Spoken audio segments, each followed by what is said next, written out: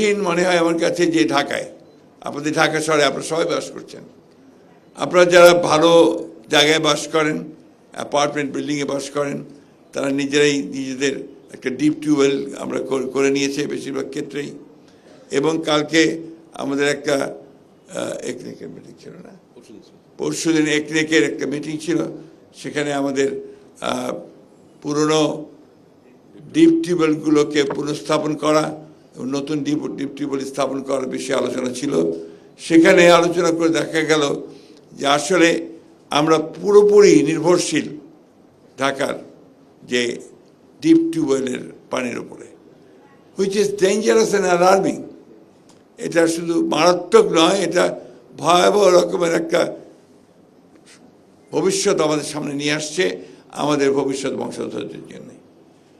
আমরা এই বিষয়টা কেন এতদিন ধরে ভাবিনি, চিন্তা করিনি, এটাও আমাদের ভেবে দেখা দরকার। আপনারা যারা আছেন আপনারা সবাই এখানে বিশেষজ্ঞ, এক্সপার্টস ইন ওয়াটার, এবং দীর্ঘদিন ধরে আপনারা কাজ করছেন। আমি রাজনীতিবিদ একজন, কিন্তু আমি আপনার উপর থেকেও আসিনি। আমার রাজনীতির শুরুটা কিন্তু একেবারে পৌরসভা থেকে, এবং সেই পৌরসভাতে আমি প্রথম যখন যাই তখন আমরা ওভারহেড ট্যাঙ্ক করে ওয়াটার সাপ্লাইয়ের ব্যবস্থা করি। এটা হচ্ছে আপনার প্রথম কাজ। কিন্তু তারপর থেকে বহুদিন হয়ে গেছে, আজ পর্যন্ত কিন্তু যে খুব বেশি উন্নয়ন আমরা করতে পেরেছি তা আমরা করতে পারিনি। এখন আমরা সবাই চিন্তিত যে আমাদের এই ডিপ টিউবওয়েলগুলো আমাদের যে ভূগর্ভস্থ পানির লেয়ারকে একেবারেই নিচে নিয়ে চলে যাচ্ছে। তাহলে কি একদিন হবে যে হঠাৎ করে ঢাকা শহরটা ধপ করে ধসে নিচে চলে যাবে? there is every possibility. আমার সুযোগ হয়েছিল পৃথিবীর কয়েকটি দেশে বিভিন্ন কারণে বিভিন্ন সময় যাওয়ার, তো সেখানে আমি দেখেছি যে তারা সবাই সারফেস ওয়াটার ব্যবহার করছেন, সবাই ওপরের পানি, উপরস্থ যে পানি সেই পানি ব্যবহার করছেন।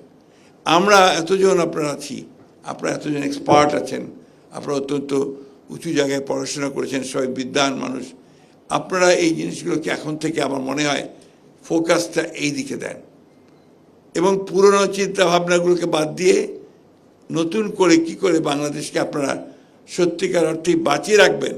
It's a question of survival, not উন্নয়ন। বেঁচে থাকার প্রশ্ন, এটা আমার অস্তিত্বের প্রশ্ন, যে আমি এখানে বেঁচে থাকবো কি না সেই বিষয়টাকে আমাকে নিশ্চিত করতে হবে। এবং দেশের মানুষ, সরকার আপনাদেরকে এই দায়িত্বটা দিয়েছেন, এই ডিপার্টমেন্ট অফ পাবলিক হেলথকে। সুতরাং আপনাদের দায়িত্ব হবে আমি মনে করি।